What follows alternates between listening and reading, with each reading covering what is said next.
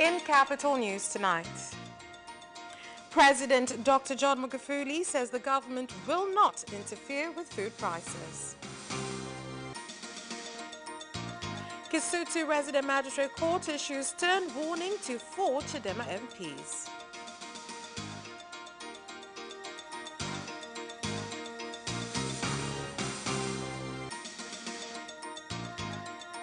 And in sports, Taifa Stars preparing to win the next game after being defeated by Libya in the AFCON qualifier last night.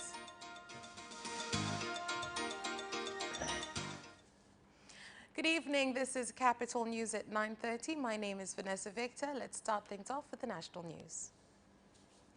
President Dr. John Magufuli has said the government will not intervene in setting maize prices and other food crops so as to enable farmers to come up with their own prices in order for them to benefit from their crops. President Magufuli made the statement on his way to Dodoma from Dar es Salaam when addressing residents of Msamvu, Dumila, Gairo, Kibaigwa and Chalinze Nyama. Mvua zimeanza kunyesha. Na asilimia 75 hadi 80 ya Watanzania ni wakulima. The rains have begun. Up to 80% of Tanzanians are farmers. Luckily, this year, prices of crops have gone up. I want farmers to rejoice their efforts. My call to Tanzanians, if you will find maize prices high, go and plant yours. Farmers go through a lot before the harvest. They deserve to be honored for the job well done. Time for setting prices for farmers are over. In my reign, I shall never set prices of crops on behalf of farmers. Because my parents were farmers, I know the hassle of being a farmer. And Kisutu Resident Magistrate Court has issued a stern warning to 4 members of Parliament of Chadema Party, that is John Heche, Halima Mdee, Esther Bulaya and Peter Msigwa, after they violated bail conditions when they failed to appear in court on November 15th. The warning was given by the principal resident magistrate of the court, Thomas Simba, after reading the defendant's defense on why they failed to appear in court, after which he decided to allow them to continue with their bail conditions. The court has ordered accused Peter Msigwa and John Heche to appear in court with their sureties on the 26th of November when the case comes up for hearing, as they had not turned up in court as required on the 15th of November. The rains which fell in Dar es Salaam today has caused several houses in Kiboko area along Tandale Road to be engulfed with water, causing residents to call on relevant authorities to ensure rainwater infrastructure is built so as to allow water to flow and to prevent floods. In many parts of the city centre, roads were flooded with rainwater, inconveniencing motorists. Tanzania Meteorological Agency has warned that more heavy rains are expected towards the end of the week in central, western and lake zone regions. From unfinished road constructions, we have been badly affected by the ongoing rains. People's houses have been flooded, but we are calling on the government to increase speed in completing construction of this road. Although we are victims of floods, today's rain lasted for 1 hour, but the impacts are obvious.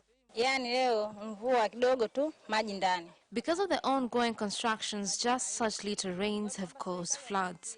I urge the government to speed up the constructions. Our families are being affected by this. Luckily, I didn't go to work today. That is why I managed to rescue my things before they were damaged by water.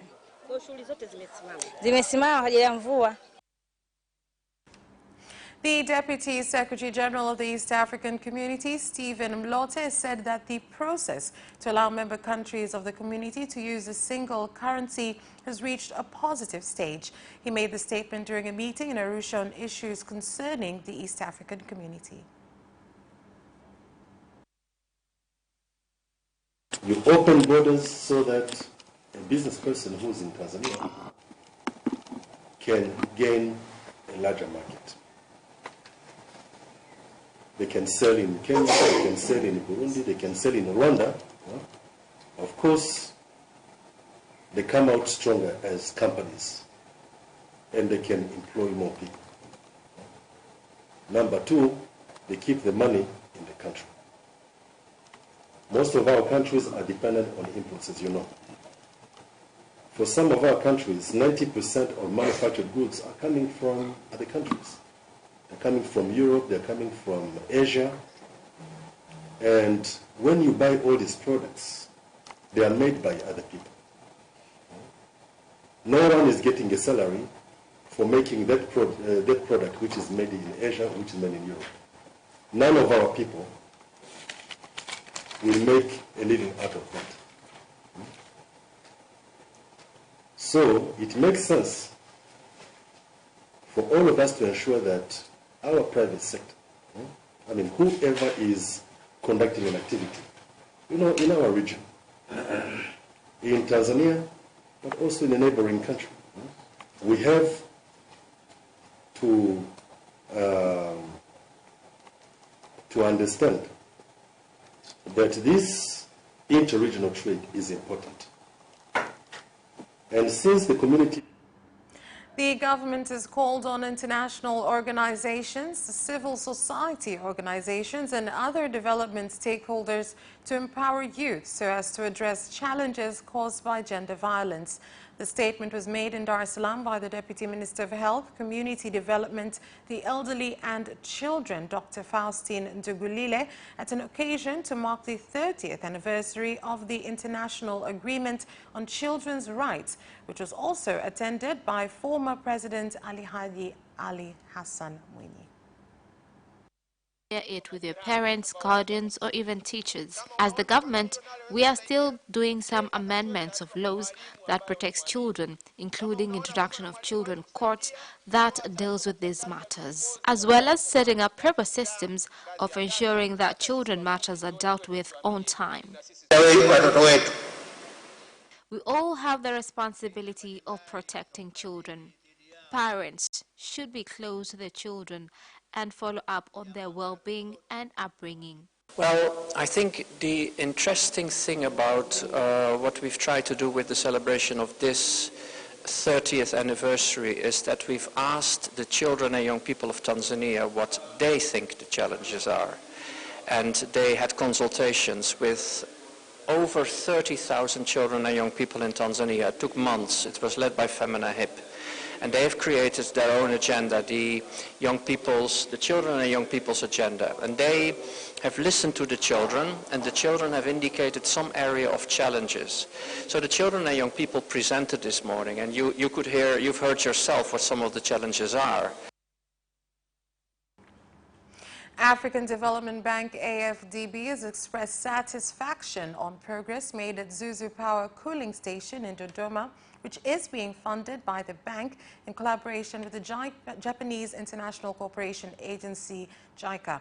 This was said by the Executive Director of AFDB, Amos Chepto, during a tour at the station. Which is going to boost the electricity supply for Dodoma as the government is moving, and also many other institutions high. So this move by government to ensure that power supply will be available. Ni faida nyingine kubwa kabisa katika mradi huu. Advantages of this project is having reliable energy at affordable prices. We invite investors to come forward since in Dodoma there are conducive environment for building up factories, vocational trainings, markets, and establishing other social services. However, today we have a message to the African Development Bank to help us in distributing power in Dodoma. Lakini pia itasaidia kuongeza pato la taifa. And that's all for national news. International news is next.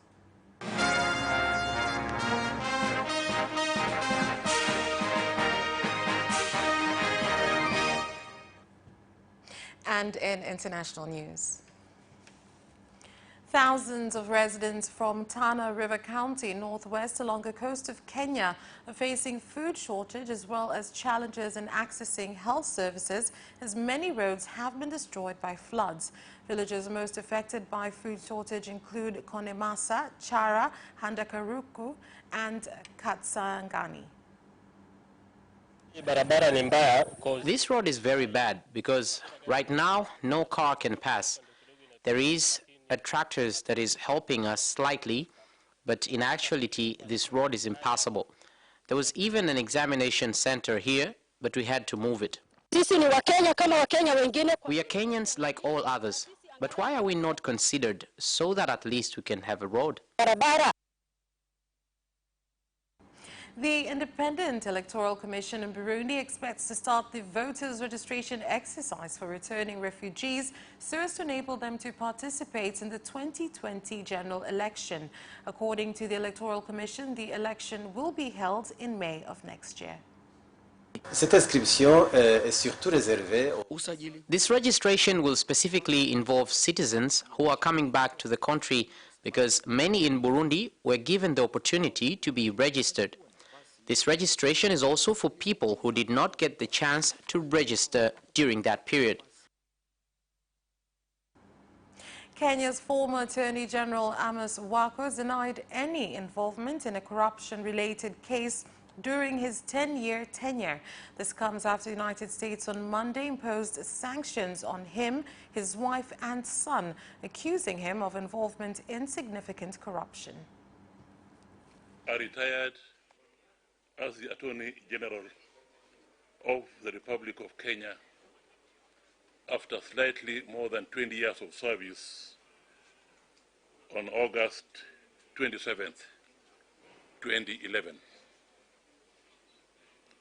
And therefore, for over 8 years, I have not been a member of the executive.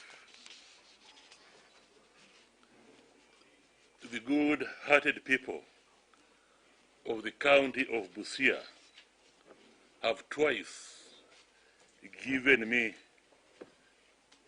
the honor and privilege of serving them as their senator. During this period, uncertainty has continued to prevail in many parts of Beni, east of the Democratic Republic of Congo, following recent attacks by ADF rebels in which several people were killed.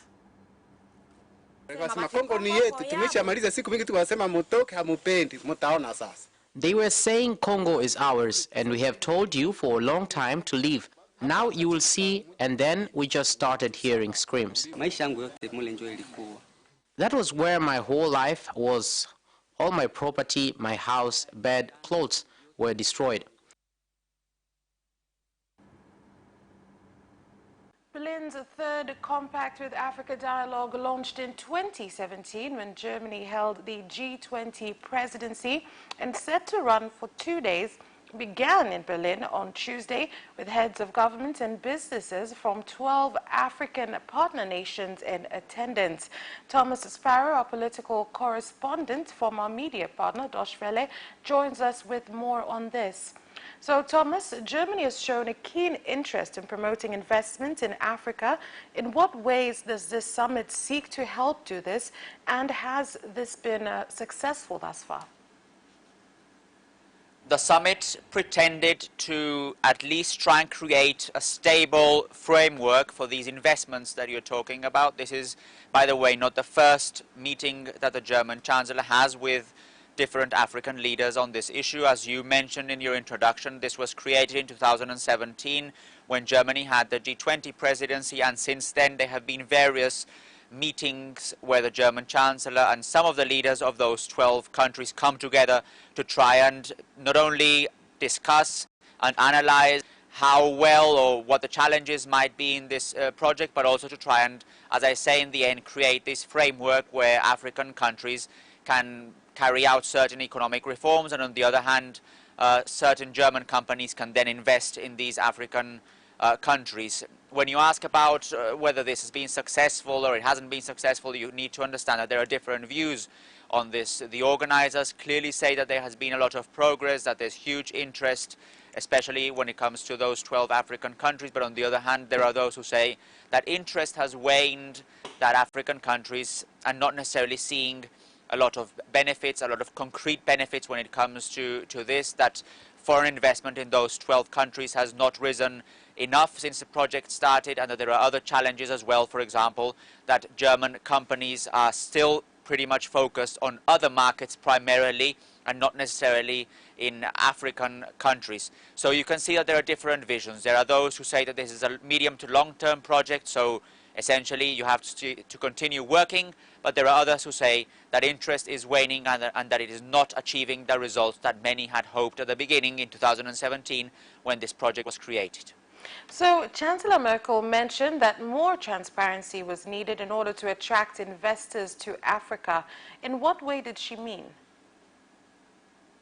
Essentially, what all this means is that African countries that are applying to become members of this compact with Africa, or that are already members of compact with Africa, need to carry out certain reforms in order to make sure that German companies, and by the way other companies trying to invest in these countries, can do this and can feel safe and can feel in a way protected and can feel confident when they do so. So we're talking about all sorts of different economic reforms that depend specifically on the country that we're talking about. So not every country has to do exactly the same reform, and it's important to stress this because the Compact with Africa project has been designed and developed in a sort of bilateral way. It is not an overarching project for the whole of Africa.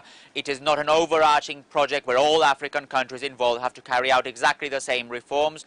It is something that is specifically designed between the potential investors, let's say, between the potential companies also, and between the potential countries that are interested in. So you have, for example, Ghana with specific projects. You have Rwanda with projects in a different area. You have other countries that are specifically focusing on specific parts of their industrial landscape. And as such, then, those countries are trying to carry out certain reforms. So when Angela Merkel specifically addressed those issues, she was referring to those specific reforms that certain African countries have to carry out, and also to the fact that German companies need to understand as well what is at stake and how they can better, let's say, invest in those African countries, because, as I said earlier, some of those African companies are still pretty much focused on other parts of the world and not necessarily in African countries that are seen by many German companies as rather small markets in comparison.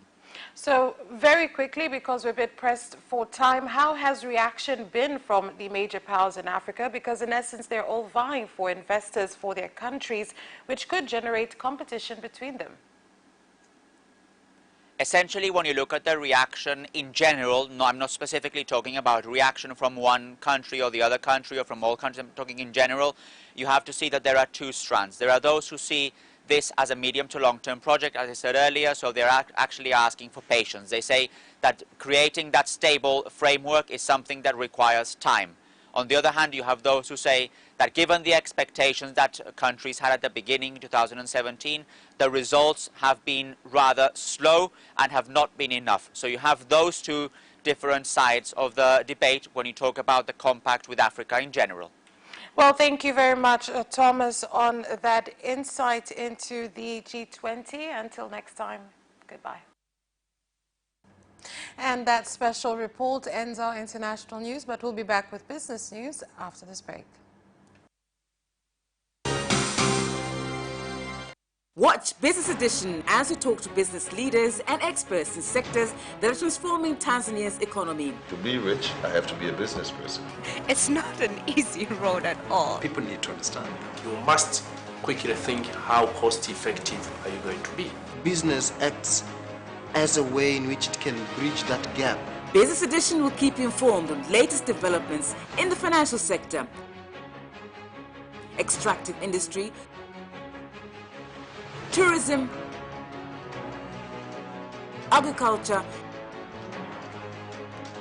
energy,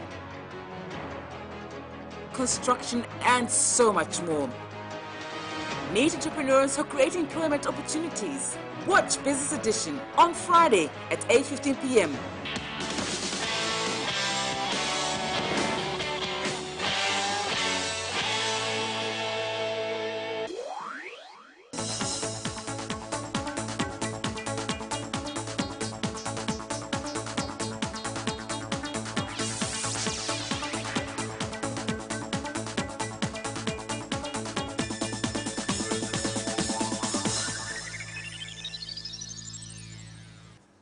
Welcome back, and in business news. The Cashew Nut Board of Tanzania said that since the buying season started, 82,000 tons of cashew nuts have been bought worth about 218 billion shillings, with buying prices going up to 2,890 shillings a kilo. There is a fluctuation in the price. So sometimes we have no control of the fluctuation of the price. But what we do now, we are telling farmers on the trend of the prices, but also, as I told you before, currently most farmers are depending on the price at the market. But what we are concentrating now is to increase productivity of the farmers. That farm, if they be able to produce a greater amount, I mean, with economies of scale, so even if the price fluctuates a bit, the farmer will be able to make a margin out of his production, depends on the area. So we are educating them on the trend of the market, but also we are making sure that with the increased productivity, but also apart from the international market, as a government, we are watching to make sure that the prices which are being offered, they really represent the international trends. There should not be any cartel among the buyers. And the Deputy Minister of Industry and Trade, Engineer Stella Mnyanya, said in order to develop the industrial sector and attract more investors, Tanzanians need to value and buy locally manufactured products.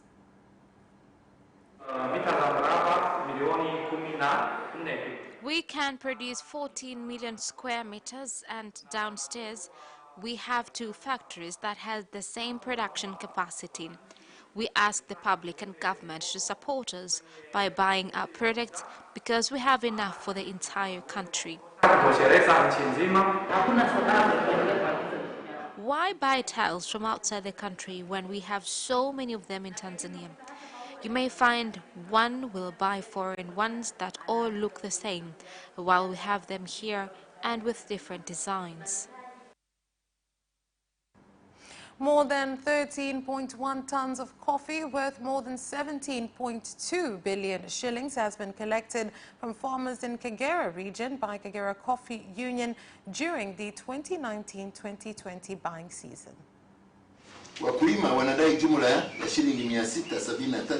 Farmers are claiming a total of 673,361,241 shillings.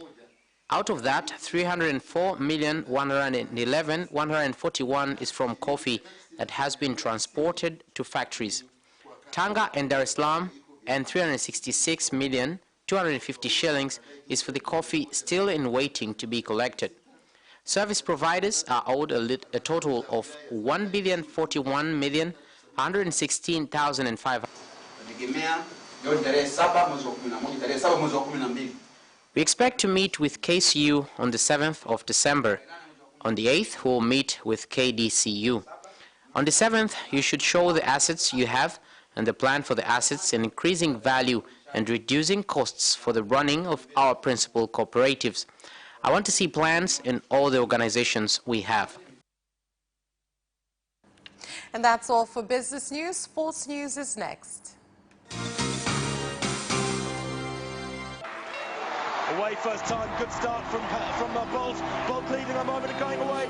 Gay trying to go with him, and he's being dragged through the second place, but he's going to win it by 2 meters. Away first time, good start from Bolt. Bolt leading a moment and going away. Gay trying to go with him, and he's being dragged through the second place, but he's going to win it by 2 meters.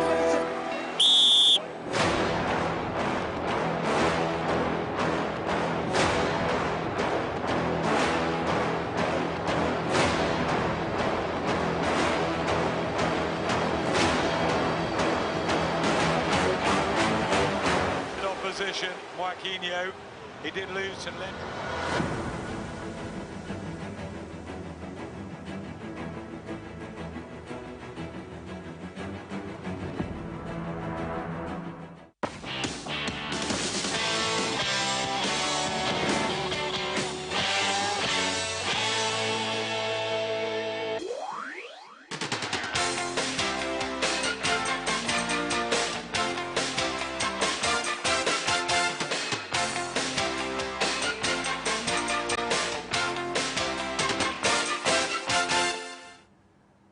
And in sports, Taifa Stars captain Bwana Samata says the team was hoping for at least a point in their AFCON qualifying encounter against Libya last night, but since the game was lost, now it's time to think about the next game. Naweza kusema kipindi cha kwanza kilikuwa vizuri, tulikontrol mchezo. Nafikiri nina fikra tofauti na matokeo. We were good in the first half. We controlled the game, but I have different views from the results we had. I believe we would have got points in today's game, but at the end of the day, the game has ended and we lost all the points. I can say it is among the results of football, despite my feelings that we could have got points. Hassan Wakinyo's opponent from the Philippines, Arne Tinampe, has boasted of defeating Wakinyo in the first round when they meet at the Uhuru Stadium on November 29th. Myself, I prepare long training. I trained for 6 weeks and my condition was good. I feel good. So ready, very ready this fight. That's my planning. My planning in my time, 1 round only. Tottenham Hotspur have acted swiftly to appoint Jose Mourinho as the new manager on a contract that will run until the end of the 2022-2023 season, following Mauricio Pochettino's sacking yesterday. Hours after Pochettino was relieved of his duties by chairman Daniel Levy, Spurs confirmed that Mourinho will take charge of his third Premier League club after 2 spells at Chelsea and 1 at Manchester United. That ended with him being sacked by United in December last year, with the 56-year-old having since worked as a television pundit. Yet, even with Mourinho having made no secret of his desire to return to England despite being linked with a second spell at Real Madrid, his appointment still comes as something of a surprise. But Levy admitted that the Portuguese's vast experience as a manager, which includes winning 3 Premier League titles for Chelsea and 2 Champions Leagues with Porto and Internacional, had been a major factor in the decision. Gareth Bale risked incurring the wrath of Real Madrid with the celebration of Wales' Euro 2020 qualification. Here's the story. Euro 2016 booked their ticket to next year's European Championships with a 2-0 win over Hungary last night. Aaron Ramsey's double in Cardiff ensured Wales leapfrogged Hungary and clinched the second automatic qualifying spot in Group E. Bale and his teammates celebrated widely post-match, with the former Tottenham talisman particularly catching the eye. Tipped to leave Real Madrid and criticized for his priorities amid his love for golf, Wales fans have adopted the chant Wales Golf Madrid, which has been heard during the international break. And on Tuesday, Bale was seen celebrating in front of Wales' flag with the words Wales Golf Madrid in that order. And that sports item ends our news bulletin. I'm Vanessa Victor. Thank you for watching and good night.